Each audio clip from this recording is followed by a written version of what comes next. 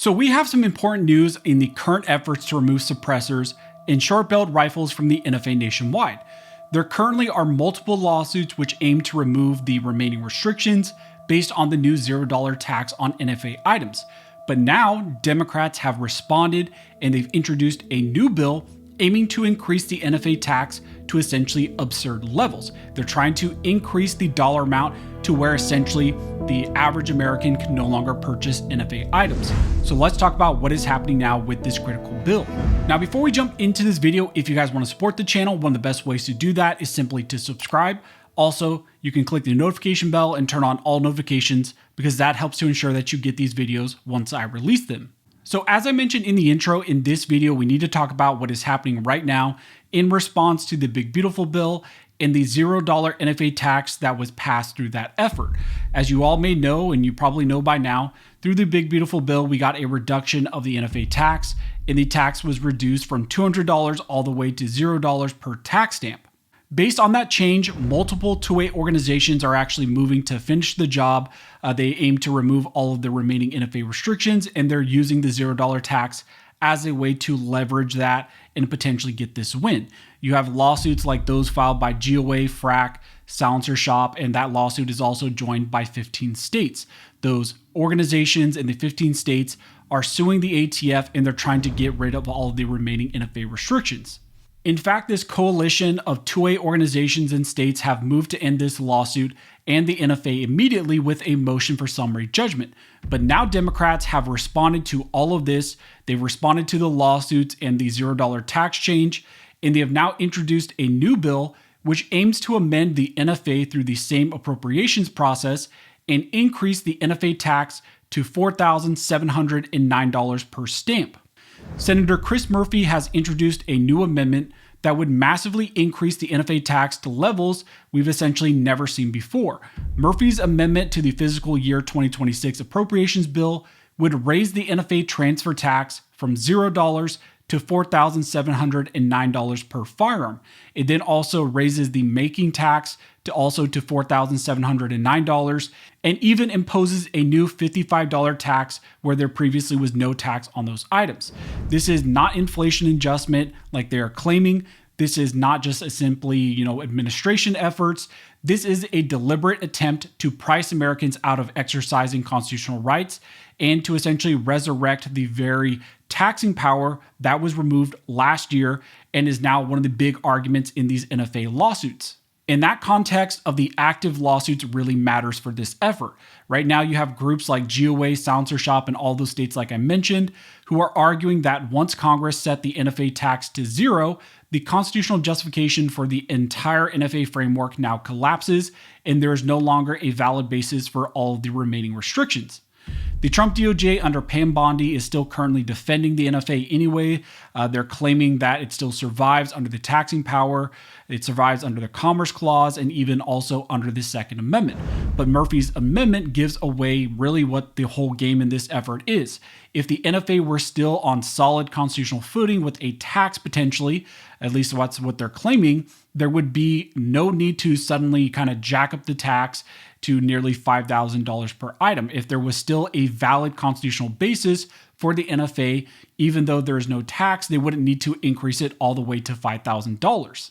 This amendment that is now put forward in the bill is an actual admission that the tax is the legal linchpin, and without it, there is no valid basis anymore for the NFA. If you remove the tax, well, then this law completely falls apart. But if you restore it at a very extreme level and you kind of recreate the barrier that Congress created back in 1934, essentially you are trying to bring back the legal rationale and the legal purpose for the NFA because now that's gone, but also you are trying to price Americans out of accessing these items. So they're trying to do the dual focus with this effort, not only get rid of these lawsuits against the NFA, but also price every American out of getting these items. So what you're watching here is kind of this two-front fight that is now happening in response to the $0 tax change and also these lawsuits. In court, gun rights groups are saying you can't keep the criminal registration scheme once the tax is gone. But in Congress, Chris Murphy is responding by trying to bring the tax back and kind of make it bigger than ever. He is doing this so that the NFA can survive judicial scrutiny, which it is now under, and also so that they can prevent most people from getting things like SBRs and suppressors going forward. This amendment isn't about public policy or public safety. It's about preserving, federal control of the making of these items. They're trying to keep, federal compliance with these items, and then also pretty much make it financially impossible for most Americans to even get these items. And if this amendment moves forward, it will become one of the clearest examples that we've seen yet where they're trying to use taxation as a weapon against the Second Amendment. This effort is nothing more than a clear effort to suppress Second Amendment rights. And they're trying to, again, increase the NFA tax stamp per stamp almost to $5,000. This issue is also compounded by the fact that the Trump administration continues to defend the NFA, even though there is a $0 tax on those items. Recently, the DOJ responded to GOA in their lawsuit, and they continue to argue that the NFA's restrictions are still valid despite the new $0 tax on these items like SBRs and suppressors. This is not really surprising since we have now seen Pam Bondi in the Trump DOJ establish kind of a firm track record of defending the NFA. This defense of the NFA continues despite the fact that multiple members of Congress recently joined together also and sent a letter to Pam Bondi. You had 5 senators and 36 members of the House that joined this letter and told her that she essentially needs to change her position on the NFA and change her position in these cases and get rid of the NFA. In that letter, the members of Congress stated that we write to inform the DOJ of Congress's position and intent regarding ongoing litigation challenging the NFA's registration and transfer requirement for non-tax firearms, following the enactment of President Trump's landmark Second Amendment victory in the Big Beautiful Bill. In enacting this bill into law, Congress affirmed its position that the taxation and registration provisions of the NFA are inseparably linked, and it expressed its intent to repeal the NFA's registration and transfer requirements by eliminating the associated taxes on certain firearms and silencers. In light of the department's recent filing opposing this interpretation, we must express our serious concerns and disappointment that the DOJ has chosen to advance a theory that not only conflicts with Congress's express intent, but also disregards the constitutional structure upon which the NFA has rested since 1934. Therefore, we again urge the DOJ to adopt and advance Congress's stated position in all litigation concerning these provisions to ensure that the congressional intent is accurately represented and upheld before the courts. So members of Congress are actively aware of the whole legal efforts that are going on right now in regards to the $0 tax change.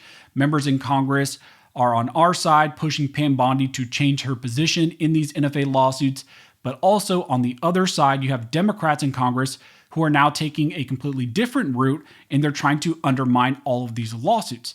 They seek to essentially jack up the NFA tax to astronomical amounts, to levels that we've never seen before, and at a level essentially that would price everyone out of being able to get SBRs, SBSs, AOWs, suppressors, and all of these items. So that is what's currently going on in this critical NFA challenge, which is trying to build off the $0 tax change.